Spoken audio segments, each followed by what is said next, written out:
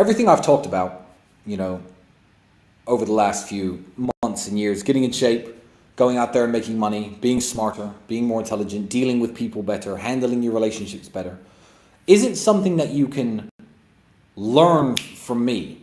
It's simply me telling you to work on yourself in certain ways.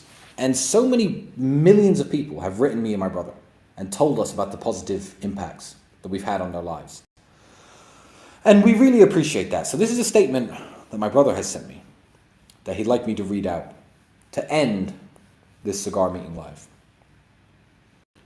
Millions of people never analyze themselves. Mentally, they are mechanical products of the factory of their environment, preoccupied with breakfast, lunch, and dinner, working and sleeping, and going here and there to be entertained.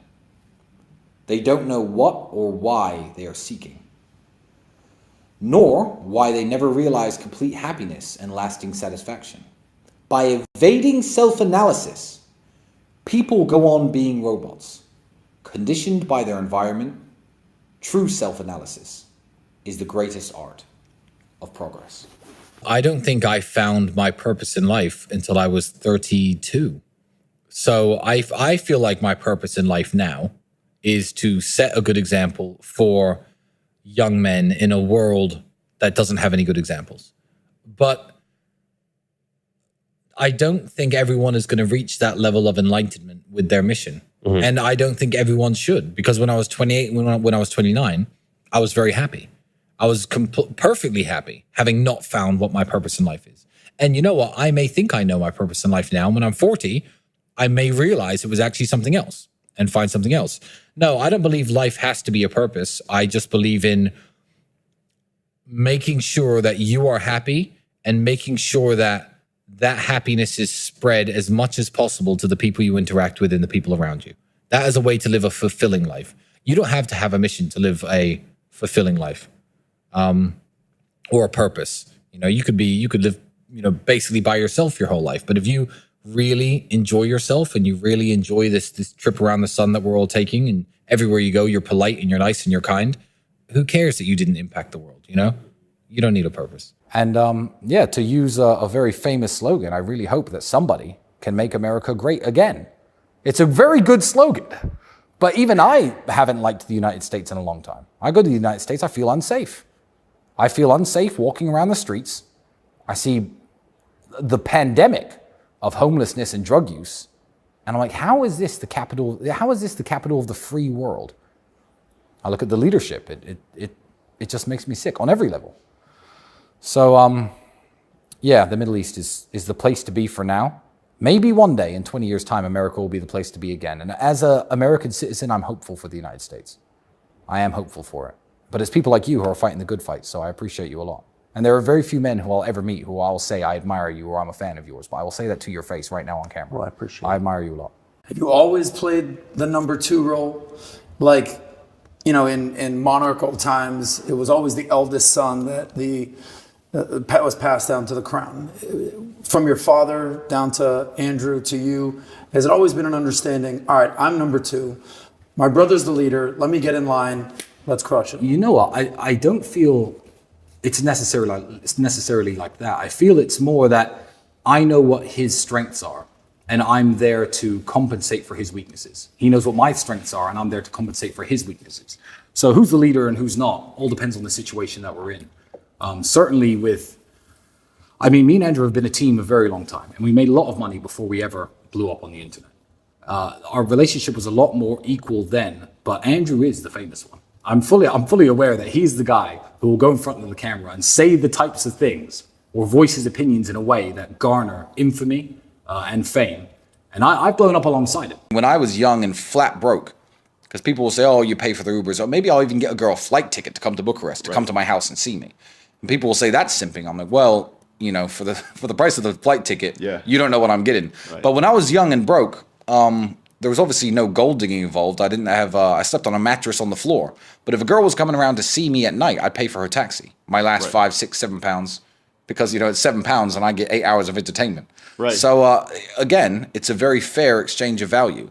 And I think that if you want to act tough and, you know, hold frame and ask a girl to split a bill, or make a girl pay for her own taxi and don't even offer.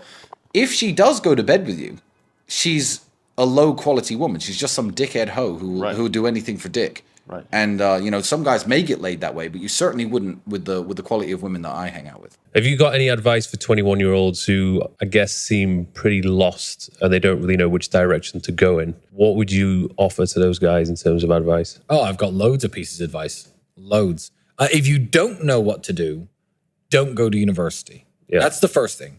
If you know what you want to do and you need a university degree to do it, then obviously pursue that. If you don't know what you want to do, going to university is going to burn 3 or 4 years of your time and likely get you into a bunch of debt and a bunch of trouble that you don't need. If you don't know what you're doing, avoid university. Step number 1. 2, young men who are lost. What can I say?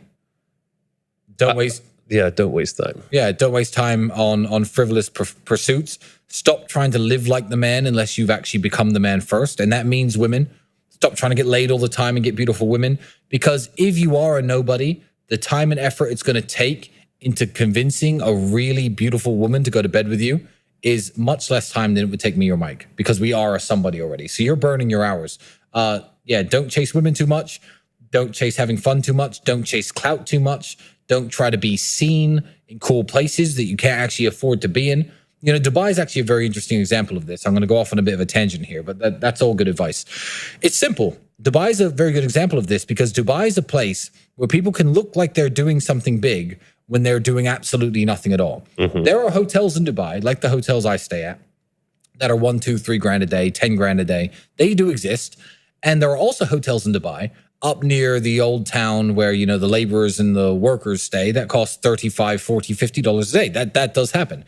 You could fly to Dubai, and people do this. Men do this with no money because men don't have the ability to just, hit dating apps in Dubai and live the good life. They come to Dubai with their friends. They have no money in their pockets. They have a nice shirt that they'll wear, fine.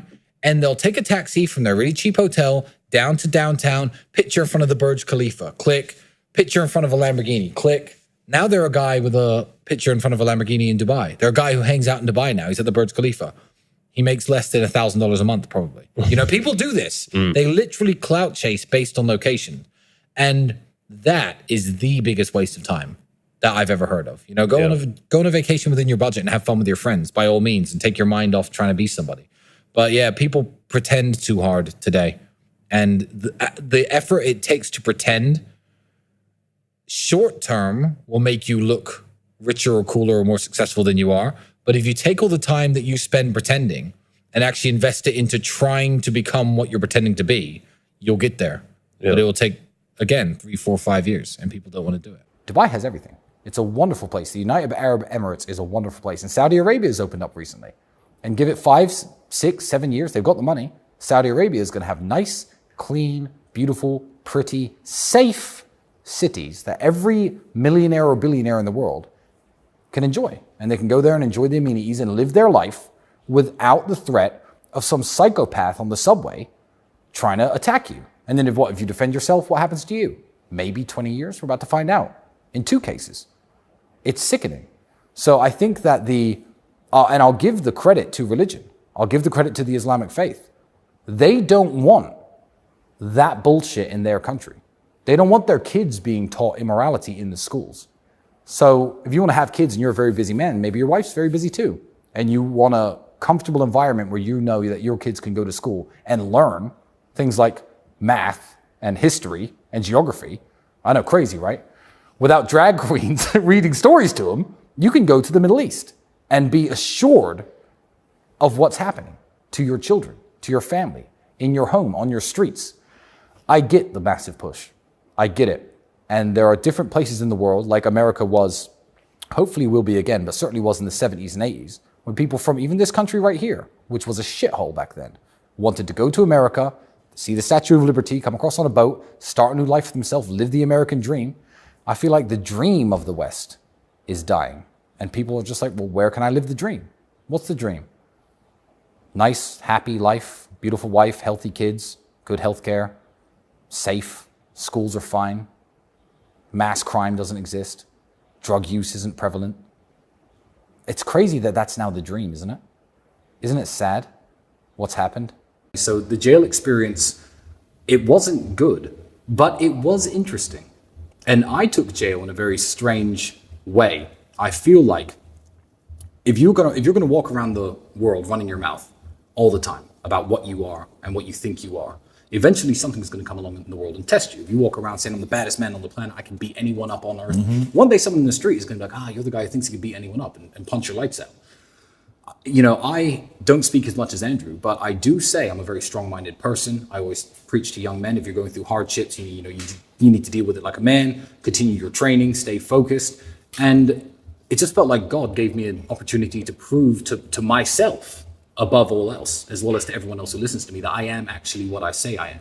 So coming out of jail, I'm almost grateful for the experience, as hellish as the environment was.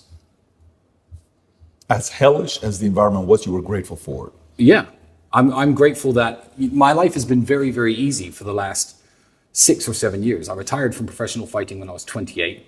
The last sad thing that I guess happened to me was my father passing when I was 26 and a half. So I'm 34 now, I'm coming up 35. These things happened a very long time ago. I've increased in wealth, I've increased in fame.